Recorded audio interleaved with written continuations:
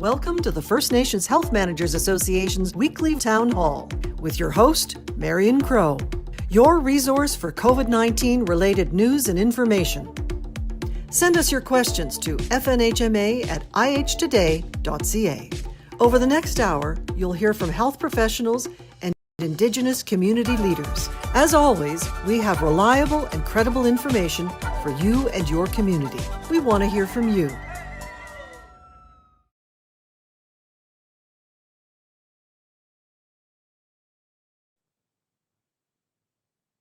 Tansei from the home of Nation Talk in Toronto, home of the Mississaugas of the Credit, the Huron, the Wendat people.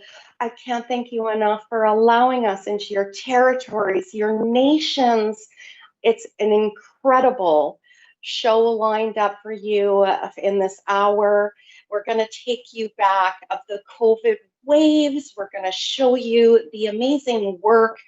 We're going to be strong, resilient, and celebrate being Indigenous. I can't believe that it's been 49 shows of FNHMA COVID-19 town halls. Let's reflect back together where we're going to see what has happened during COVID-19, walk you through some of those historical milestones, tell you the stats in an epi fashion. We're going to celebrate the resilience of all of the people working tirelessly in our communities, nations, and organizations, keeping us safe.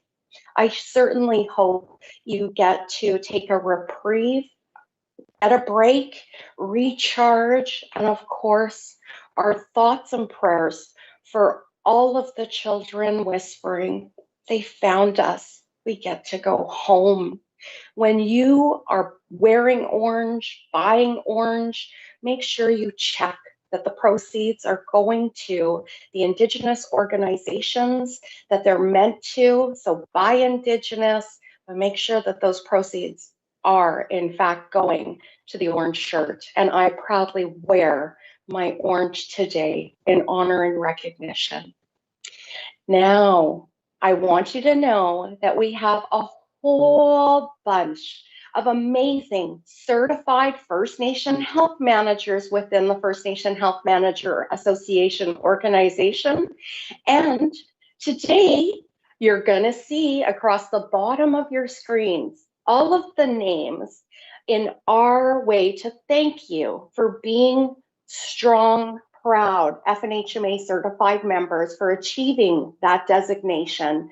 And you will be showcased at the bottom of our screen today for the full hour. Oh, I've got goosebumps. I'm scared. And I'm just grateful that I have my sisters with me, my sisters in health. This is an all Indigenous ladies show coming to you today. How amazing is this? I've seen so many women step up during this pandemic and lead us so strongly, and I couldn't have done this, and FNHMA couldn't have done this without our partners like Dr. Valerie Gideon at Indigenous Services Canada, like Dr. Carol Hopkins at the Thunderbird Partnership Foundation, and like Dr. Brenda Restool, First Peoples Wellness Circle. We started together and we are going to ride this together on this final show. Please join me in welcoming Dr. Valerie Gideon to the Crow's Nest for a final reflection. Come on in, Val. Thank you very much, Marion, and thank you to all the First Nations health managers across the country for their incredible courage throughout all of these months. And I do, of course, want to start by acknowledging that I'm on the traditional unceded Algonquin Nation territory, and I want to acknowledge the very, very challenging times that many people are still going through, particularly with the confirmations of unmarked graves in Kamloops and in Saskatchewan as well, and others that are coming in the next weeks and months and years. I am Mi'kmaq from the Gaspé First Nation in the Quebec region, and I have spent my career working in Indigenous health, primarily First Nations health. So I certainly can recognize the incredible leadership that First Nations health managers have demonstrated, as well as all of their colleagues and First Nations leaders across the country, as well as experts and others. I've been asked by my colleague Marion to speak about a bit of an overview of what's taken place over the last number of months with respect to the pandemic. I'll do my best to keep it very short, as I have about 10 minutes.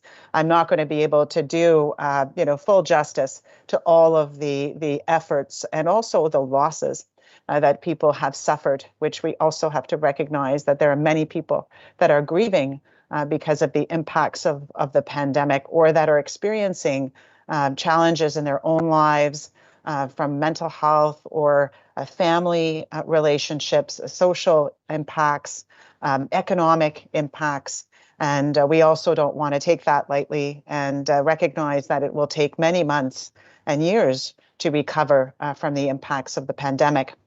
Alors, je veux vous remercier. Je vais demander aux diapositives d'être mis sur l'écran. So I'll just ask for the graphs. And I would like to acknowledge that these graphics that you will see in a moment actually were produced by the First Nations Health Managers Association as one of their amazing pieces of work that they have done throughout through their info desk service. So starting from January, and I won't go month by month, I don't want to scare you, but in January, February, I actually had an opportunity to attend the first face-to-face meeting of health emergency coordinators across our department's regional offices and the BC First Nations Health Authority and other First Nations health authorities. That meeting was actually facilitated by Dr. Hopkins, Dr. Stool, actually, because the goal was to ensure that First Nations health emergency planning would consider mental health impacts and the broader First Nations mental wellness continuum framework. That was an important milestone because we talked about COVID. We talked about what was coming, and that was before a global pandemic had been declared. We talked about things like the influence of social media, which was something that we did not have to deal with during or at the same scale during the H1N1 pandemic. We talked about the importance of fighting to ensure that First Nations would be prioritized in the national COVID response. So there was foresight in the planning, and First Nations, we were happy that at least we had received some funding at that time from Budget 2019 for the first time for First Nations health emergency planning that could include mental health. And that helped us to have a much more solid foundation, although there were still gaps, but a more solid foundation than we would have had otherwise. In March of 2020, when the declaration of a global pandemic came, we had the first First Nations Health Managers Association town hall. We did it within, I would say, 2 weeks of the declaration or so, and it was important to ensure that we prioritized communication. And we also were briefing on a daily basis parliamentarians, we were briefing ministers. We started to brief the Chiefs Committee on Health of the Assembly of First Nations on a weekly basis. And our regional offices were having daily calls with First Nations across each of the provinces and territories to make sure that they were plugged into the latest information. We set up a specific working group under the National Advisory Committee on Immunization for remote and northern communities to consider what those impacts would be with experts and provincial territorial representatives, as well as, of course, First Nations, Inuit, and Métis representatives at that time. That was critical to use the existing partnership tables, to leverage the networks that First Nations had in place at all levels, at the leadership level and at the technical level, to make sure that we would be able to be as responsive as possible. And we started to see funding flow as early as March and April of that time. And I'd like to point out that to date, $5.9 billion has been invested specific to supporting Indigenous people and communities in the context of the pandemic. We didn't start with the close to $6 billion, but the funding has been consistent with respect to access to those resources across the timeframe. And that was also very important so that communities were able to respond and also submit additional requests for funding to meet needs. In terms of health human resources, We've deployed 417 surge capacity nurses and 238 paramedics. That's as of last week. 1,835 PPE requests from Indigenous communities and organizations were responded to by our department. That doesn't even factor in all the PPE purchasing and distribution that First Nations have done themselves, with funding support. Health infrastructure. We might remember, the first press conference or press event on this. People were asking about tents and field hospitals. And at the time, people were questioning why that would even be contemplated. Well, I can say that 660 solutions have been funded, 459 temporary structures, and 53 temporary structures are still in stockpile in 3 of the provinces. We have made incredible use of those spaces in varying ways, including adapting community spaces for isolation and extra space for assessment and testing purposes, as well as accommodation of additional professionals. Communities very rapidly started to close their borders.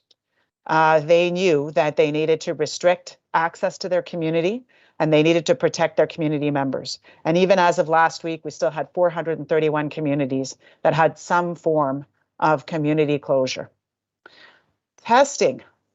The incredible amount of deployment of testing, from initially swab testing to then rapid testing mechanisms, 176 gene expert machines, 229 Abbott ID machines, and 2,022 Pambios have been deployed across First Nations communities. The first wave, we didn't see any outbreaks in long-term care facilities on reserve. Unfortunately, that changed in the second wave. In the first wave, we had lower incidence rates, we had lower hospitalization and fatality rates in the first wave. And now I'll ask for the next timeline slide to come up. But then we started to see spikes in wave 2 and spikes that continued in wave 3. Primarily significant impact in the prairie provinces. And I would say that, one of the things that we quickly learned is that unfortunately, the importance of, or not unfortunately, but the importance of provincial governments consulting with First Nations with respect to easing of public health measures and reopenings so that First Nations could put in those additional measures that were required. But the reality is that First Nations community members needed to go out of community to access essential services. And so without being able to really fully control the external environment and sort of what provinces were doing and at what point in time, communities were exposed. And what we've known all along is that they were more vulnerable to the risks associated with infections in community. And so, we were able to support First Nations rapid response teams and measures that they put in place, such as in Manitoba. We were able to bring in the military to provide that additional support to communities that were facing outbreaks, the exhaustion of their local staff, some of them having, or many of them having to isolate because they were exposed to COVID. And we know that there are some infrastructure vulnerabilities in communities, overcrowding, lack of access to community infrastructure that made the situation more precarious, and we needed to act as soon as possible. Our department did put in a National Emergency Operations Center to manage the capacity required in the second wave. But we did start to roll out the vaccine early on in 2021, and that brought hope. Particularly with respect to long-term care centers, we were able to minimize the impacts of outbreaks, although we still saw outbreaks in about 20% of the facilities in First Nations communities or near First Nations communities. We did have a strong vaccine uptake very early on, and with the expansion of vaccine access, particularly with Pfizer being able to be distributed in a more flexible environment, and then the introduction of vaccination for 12 to 17-year-olds has had a very positive impact in communities. We'll go to the next graph on active cases. So as of yesterday, we had 491 First Nations cases on reserve active cases, which is a 90% drop since January of 2021. We've had 3,217 variants of concern cases, primarily in Alberta and Manitoba. But the number of active cases, the curve is bending, particularly in a province like Alberta, where we continue to see the second highest number of active cases, the first being Manitoba. In the territories, there are 135 active cases that are all in the Yukon at the moment. If you turn to the next graph, really the last one, which is about vaccinations, I can report that the news that we had today is that 79.5% of First Nations on reserve and in the territories, individuals 12 and over have received a first dose, and 52% have received their second dose. So that represents a total of 454,191 doses that have been administered on reserve in 6 months. And with the territories factored in, 624,241 doses administered. That's incredible.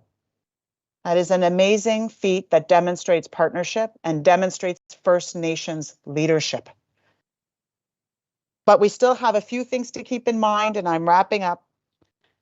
Summer festivities and ceremonies, so critically important. We are seeing some leadership put in place pop-up vaccination clinics, and also ensuring that there are public health measures that continue in those settings in a reasonable space. We know that provinces are reopening. Where I live, I'm in a green zone. But we also know that we need to think about the adaptation of guidelines because we continue to see vulnerabilities in communities. And what the Saskatchewan community, for example, has experienced in recent weeks, with a large majority of cases among young people who could not be vaccinated or fully vaccinated, we still have to be cautious. First Nations communities are different in many fantastic, positive ways. But when it comes to COVID, there are vulnerabilities there. So we have to be measured in terms of the reopening plans.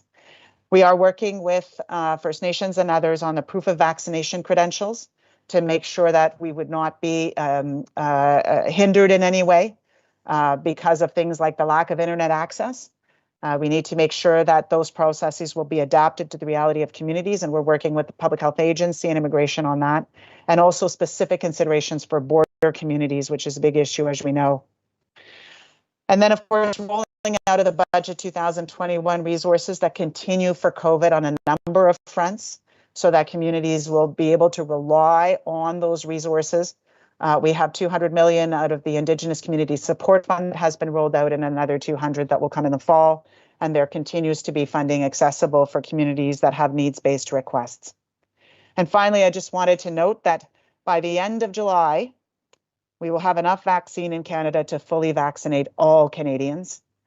But I personally am quite grateful that there was recognition that First Nations needed to be prioritized for vaccination, regardless of where they lived in Canada.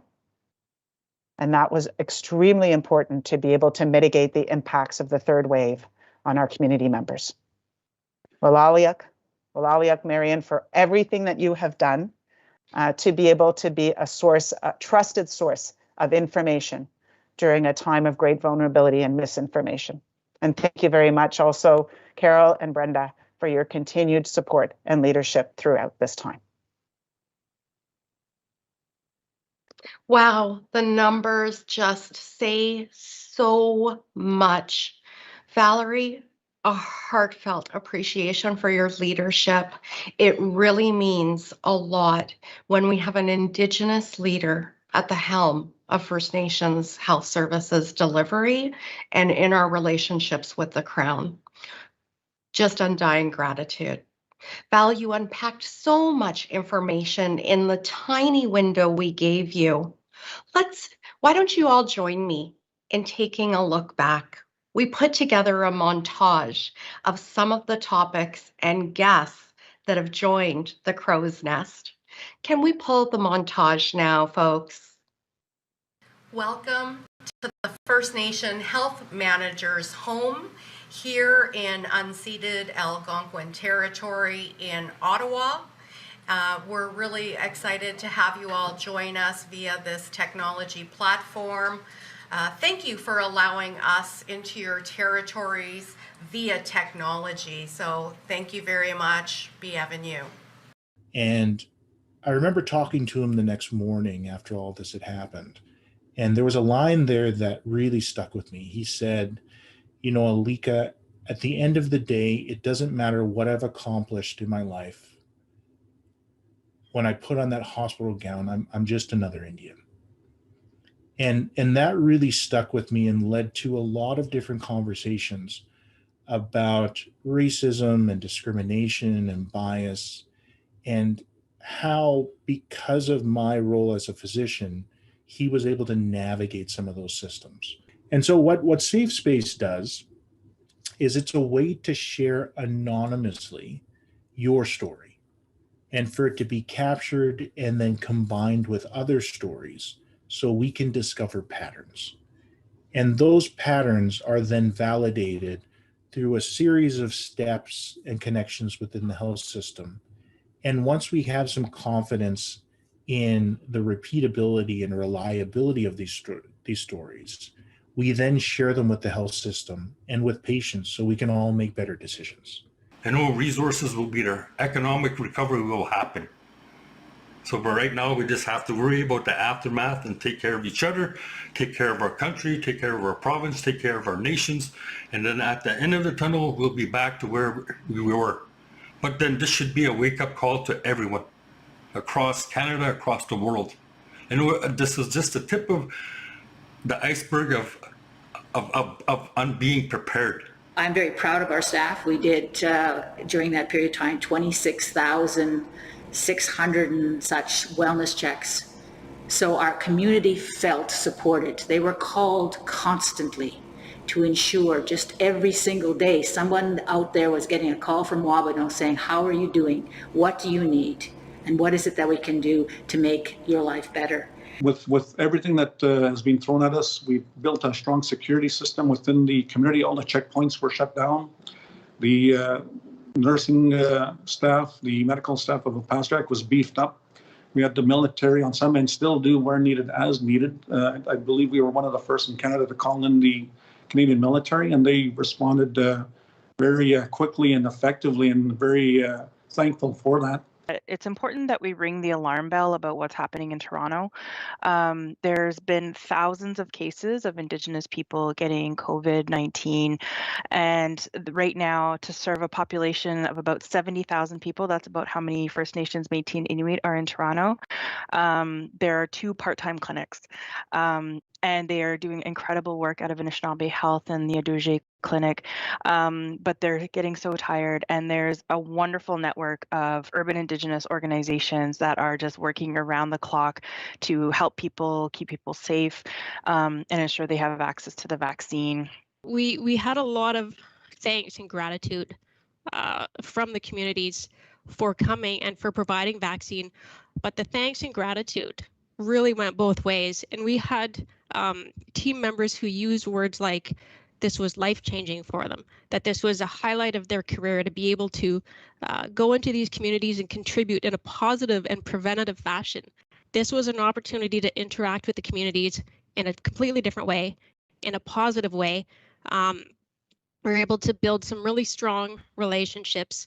And really, we are thankful and grateful, and we feel privileged to have been invited into the communities to participate in something so monumental.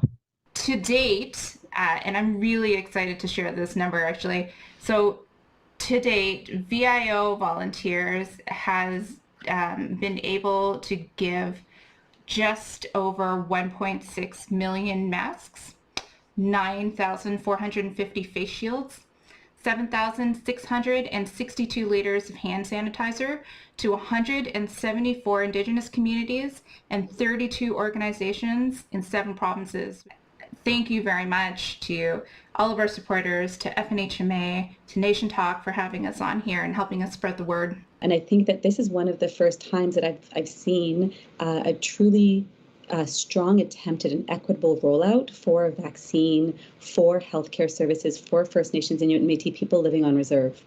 My goal is really to see as many of our people continue to thrive through this. And I know that there is so much more than just social distancing. You know, it has been really hard for us. It's been a really hard year and a half, and we're going to get through it, but we've just got to keep working together to get there. So I'm very happy to be here today. Thank you very much.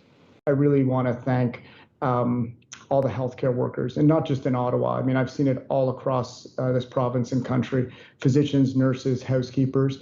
we're very fortunate to have people rally like they rally. And they have done a remarkable job. But I think part of as we come out of this is people truly need a break. And so part of what we're looking to do in the summer is get people away, get them into some holidays, get them back into a sustainable work-life balance, and try and resume some level of normalcy as we head into the fall. It was important from the start to look at the program, look at a program that included Dehcho people as participants, as staff, to have Indigenous people working with us, to be on the land, and of course to deliver a program that was safe and that adhered to COVID protocols. We did this in -30 for a week, so we had participants truly learning to survive on the land. That was a part of it. That was a huge part of it, of what the program was. You know, it really is survival, working together. It was not fun being up every hour to put wood into that wood stove, but you had to, and everyone looked after each other. And again, that's what these land-based programs do. They put the responsibility on individuals to have to survive and look out for each other. And you're going to grow from that, I think, regardless. So when you wear a mask, you're protecting yourself and others. When you wash your hands, you're protecting yourself and others.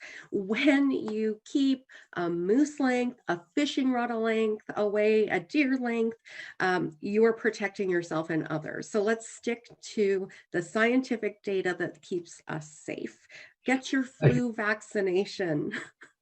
Yes, and I think it's a moose length, not a deer length, unless you have humongous deer. What a reflection. 121 guests, many of those guests returning, over 3,000 hours of editing time and 49 hours of live shows. Let's continue to reflect back through tears of laughter, of joy, of grief, of pain, of sorrow, with humility all the way. Can you, Dr. Hopkins, come on in and let's reflect back on one specific inbox question. So here's the question for Carol. Carol, I have a drug dependency. I'm 100% stressed with the months of lockdown on top of the mental health issues I already know I have. This new reality leads me to wanting to escape even more. To add to my challenges, the borders are closed and the quality of the drugs that I am purchasing are getting worse. All this said, I do want to live through this time and don't want to die over an unsure and unsafe supply. Are there strategies out there to ensure we all get through this? And to the person who put this, again, I lift you up during your time of need, and thank you for having the trust to put this forward in such a public forum, because you are going to touch somebody else's life by having the courage that we just talked about to ask this. So I will pick up my tears and go over to Carol and to Brenda. Leila, chime in, but let's talk about what this person is facing. Thank you so much for the question. And I just want to honor all of the strength that I heard in your question and your comment. Your statement of "I want to live" is the most important statement in what you shared with us. I want to live. I want you to live. And I want you to be able to access what you need to live every day. And, you know, sometimes we get into thinking long-term answers, but in situations where we are struggling with mental health, where we are struggling moment to moment with all that our body is experiencing because of the dependency to the drugs that we use, it's not possible to think long-term. Your focus is right now. And the focus for right now is your physical safety, to make sure it matches your intention to live to the future. I thought of was sometimes we find ourselves using, even when we don't. That intention to be alive is critically important. We've lost way too many people to accidental overdose as a result of drug use and not knowing what is in the drugs. So please make sure you don't use alone. Have a circle of trusted, caring people who will make sure that you are okay. Have a naloxone kit with you. Make sure that you have that. And to know how to use it.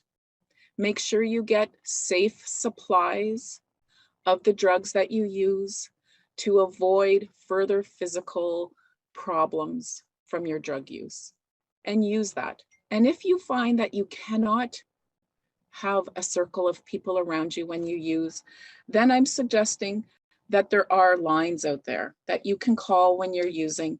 And the one that I found, because there's a few, some are more local and provincial, but there is a national one called the National Overdose Response Service.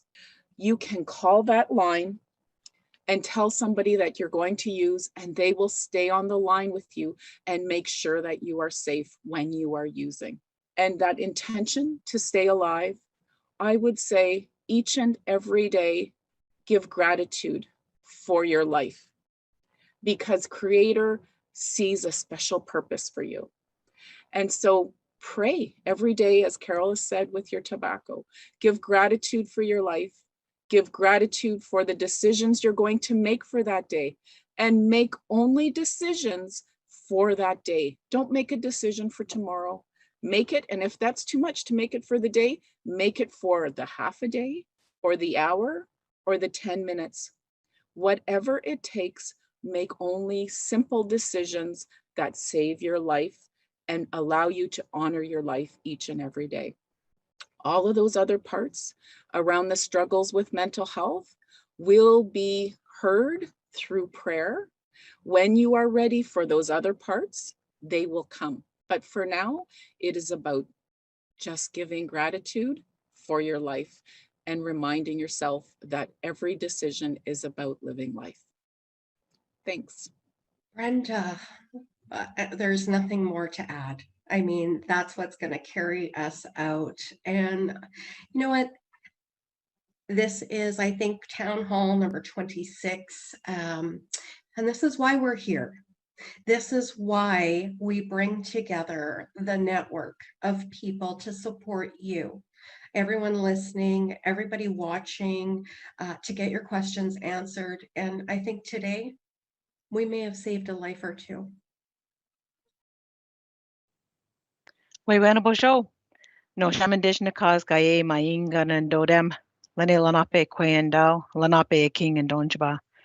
Greetings and thank you again for the invitation to come and join you in the Crow's Nest once again as we finish up this final season. And I have to say, I'm so thankful for all that the First Nations Health Managers Association has been able to communicate to First Nations populations across this country and to many of our allies who have tuned in to listen. I want to acknowledge that I'm in my home territory of the Delaware Nation in southwestern Ontario. And wherever you are joining from whatever land that you call home, I want to give thanks and honor our Mother, the Earth, for she's looked after our ancestors. She's looked after the children for many years until it was time for them to be discovered. And we're in that time now. We're in that truth-telling time. And we're in the time of renewal. In the spring, we know that our Mother, the Earth, our first and our true mother, she brings forth the very first foods, which are the berries. And the berries are so important for our wellness, our overall wellness. I want to acknowledge an elder who walked this earth for many years. Acuanini was his name. And Peter O'Chise was his English name. And he talked about the berries as so important for many reasons, but he talked about the berries as important for addressing the harms from addictions.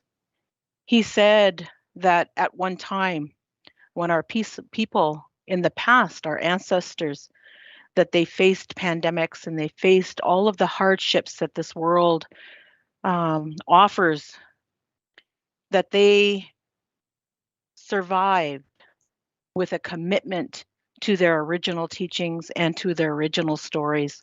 And one of those stories is specifically about the berries. And I mentioned them because it's the strawberry season. With every spring comes the strawberries, the first one of all of the berries. And I encourage you to spend time with your elders in your communities, with the storytellers in your communities, spend time with your families to understand how they related to the berries of their land and what they did, what were their cultural practices that helped them to pick that very important medicine. As we come out of this pandemic and we look to the future, it's going to be unfolding. The coming out and the recovery is going to be unfolding over many, many months and the next few years. And at this time of renewal, this time of truth telling, we are in a state of trauma and grief. And we know from our conversations with First Nations communities that trauma, unresolved grief, is the number one reason that leads people to a dependency on opioids and methamphetamines. They are 3 times more likely to develop a dependency that causes them to use opioids and methamphetamines in a harmful way. And you saw from the video, one of the most harmful ways is that they succumb to the poisoned drugs that they consume, not knowing that they're poison. People who use drugs are intelligent. They're very smart people. They're very kind, and they use the drugs in unity with their peers because they're trying to stay safe. They have no intention to die, as we heard from that message. They don't want to die, but they have a dependency, and they for years have survived with no resources to address the trauma, no resources to address the unresolved grief. Maybe they've been separated from their family and community.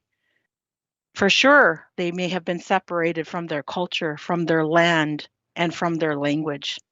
Those life-giving sources can sustain life. And we know that people who do well in recovery do well because there is community support. Communities who have great partnerships with clinicians, with physicians and nurse practitioners outside of the community, delivering services to people in the community makes a huge difference, because they are not only dealing with the person who is using drugs, they are supporting their families. They're helping their families to also understand the impacts of dependency on drugs such as opioids and methamphetamines. They're having conversations with chief and council to help them understand the impacts of those drugs and what services can be beneficial. And I want to acknowledge the elders and cultural practitioners who have worked alongside those clinicians. They're so critically important. We've heard through treatment centers, the National Native Alcohol and Drug Abuse Program and the National Youth Solvent Abuse Program, that have continued to offer virtual services to people who are seeking some form of treatment, that land continues to be a significant factor. Culture continues to be a significant culture.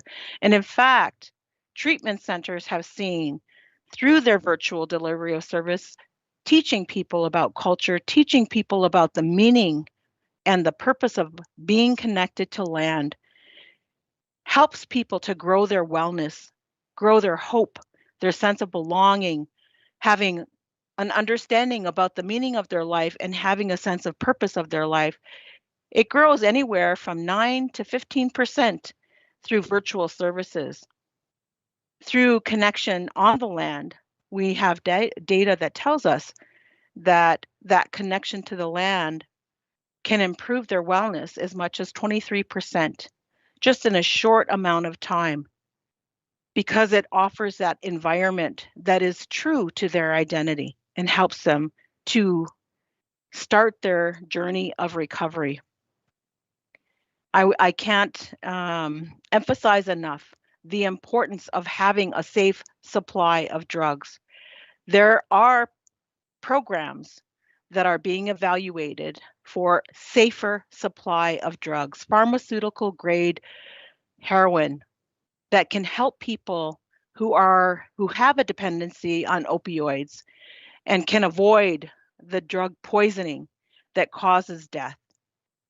And for people who are using methamphetamines and have a dependency on methamphetamines, we know also from our conversations with communities that a connection, having a meaningful relationship to mentors, role models, family, and community can save people's lives. That's all. When you think about all of the needs that people have who use drugs, connection is number one. Connection to culture, having a belief in tomorrow, having a belief that their life has meaning. It helps to turn that story around, that I don't belong here, that I'm of no worth because I'm an Indigenous person. Turning that belief around, reaching out with kindness to say, you belong in our community. There's a place for you in our community.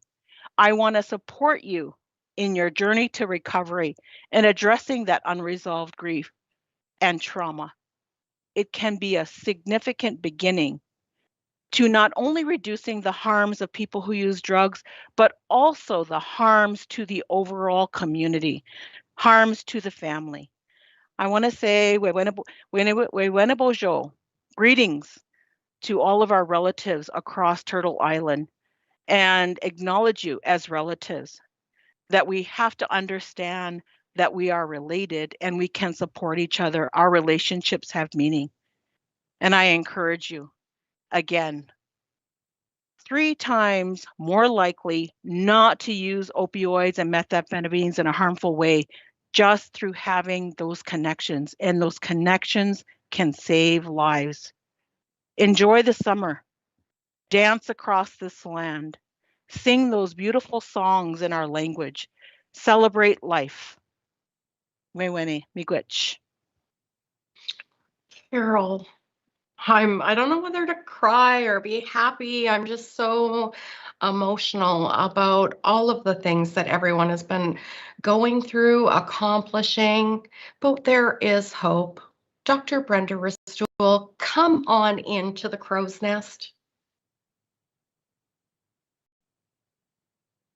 And I'll just unmute. We want to hear your messages of hope and resilience, meaning and purpose. Thanks, Marian. Wow. Ani Bojo Wapsequest Dijnakas Magisi Dodem Oki Kanda Dunjaba Anishnaabe Yandao Akin Debendigo Sakin.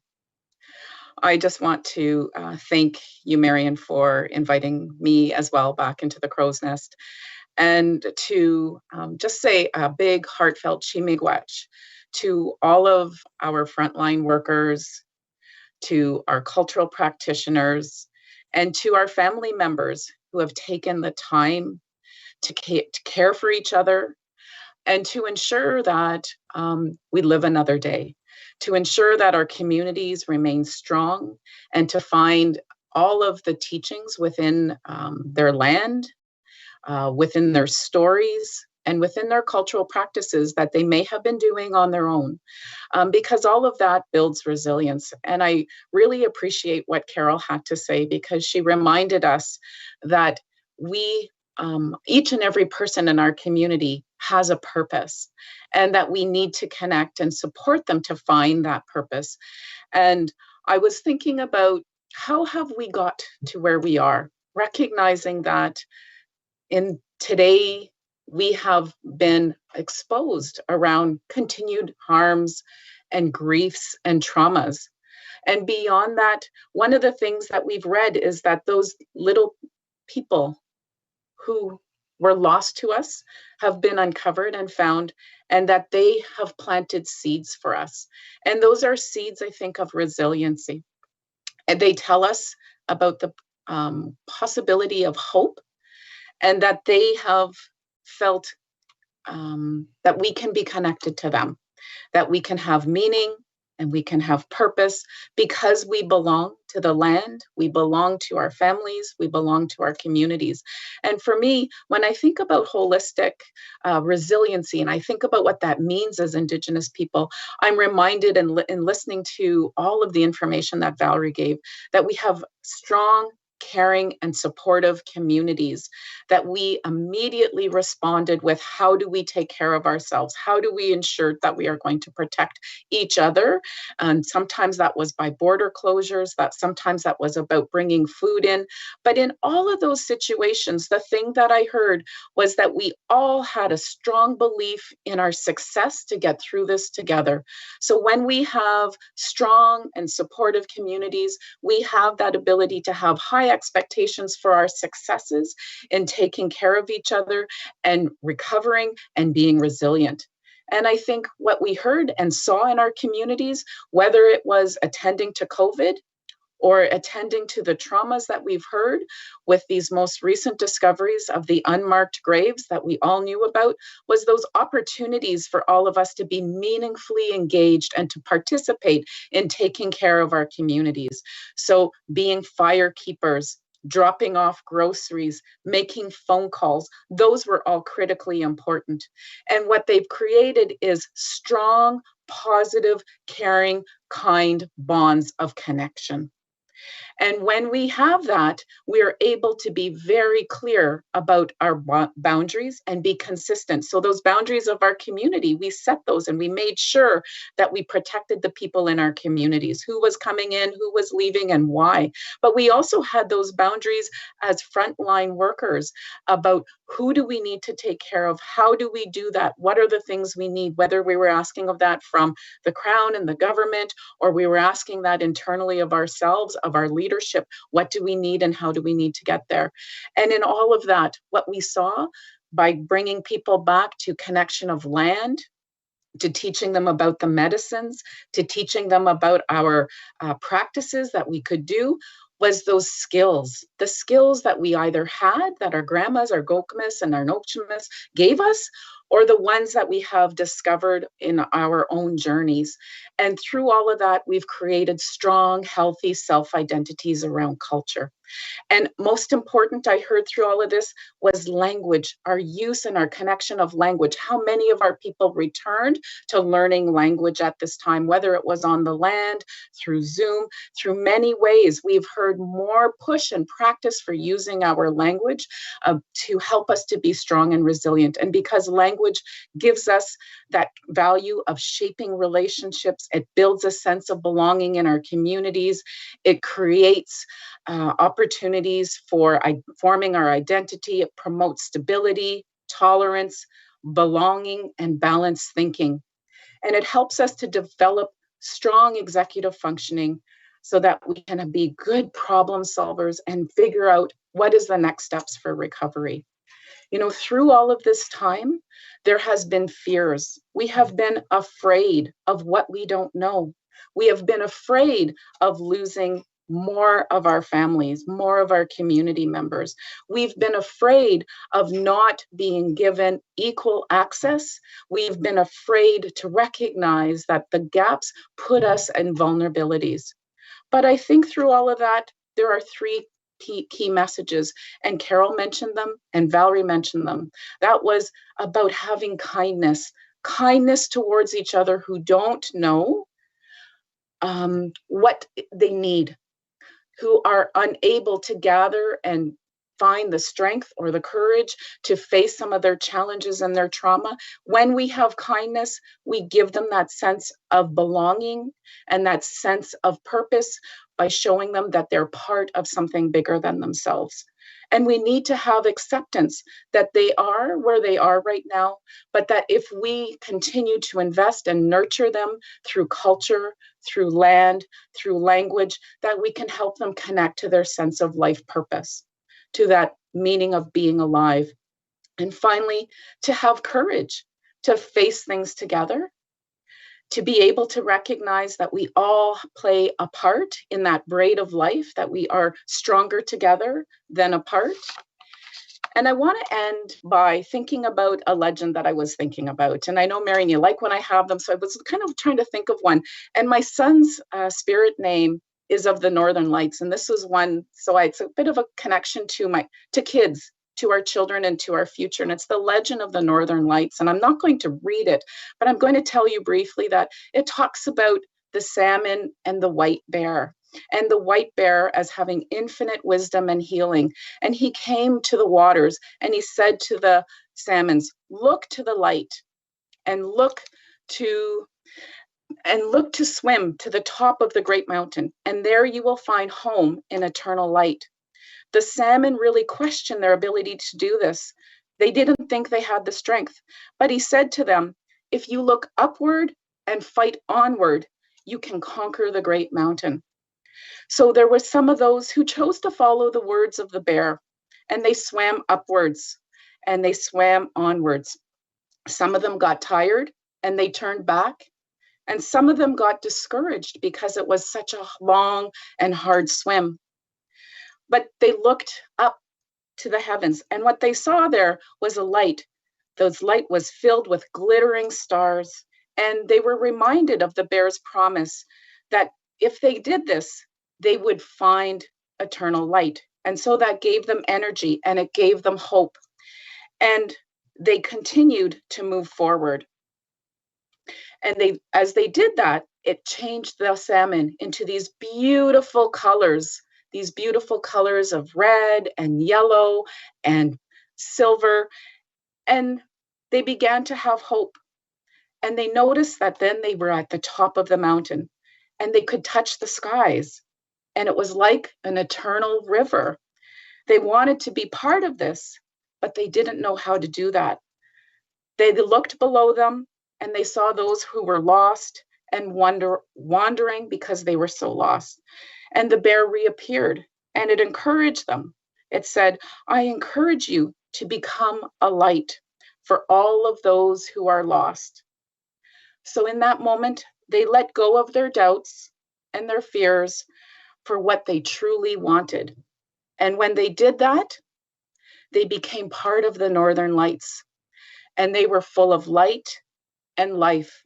And they became a river of light to guide the way for those who would wander in darkness. And so I think it's a beautiful metaphor for all of our frontline workers, all of our allies who have been that light in the time of darkness.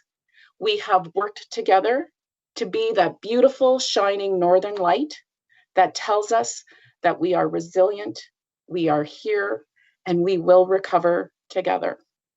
Miigwech. Upwards and onwards. And in that thanks and gratitude, let's take a look back at the FNHMA celebration, thanking all of you. Thank you to the devoted health workers who are steering us through not only the COVID-19 pandemic, but also many other problems that have only been exacerbated by the virus. We have never needed you more. You keep us safe while putting yourselves in harm's way each day. We thank you and we honor you. Today, we thank Indigenous healthcare workers across the country. This year hasn't been easy for anyone, and I know that it's been particularly tough for those working on the front lines in this fight against COVID-19. We're also celebrating the newly certified health directors who've achieved the First Nations Healthcare Managers Association designation. This is a challenging but important time to get involved in healthcare. So thank you for stepping up and congratulations on your new certification. Hi, I'm Buffy St. Marie, sending a shout out all across Canada to all of the healthcare workers who are serving in First Nations and Indigenous communities across the country. Thank you, thank you, thank you. Merci beaucoup. Niawe, kinanaskomiten, kichimigwech. Thank you. You guys are one of our most important survival tools. And for everybody who's not a healthcare worker, why don't you use your #1 survival tool?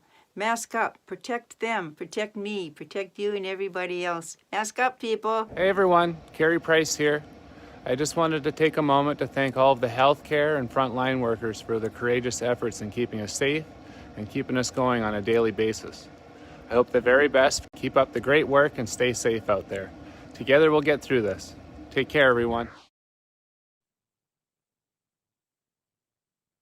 And the final comment in all of this goes to Twin Flames. Hi, hi. Put in our place, told we'd belong. Scared to speak up, scared we'd be wrong. What if in that moment we stood tall? Refused to surrender, refused to fall.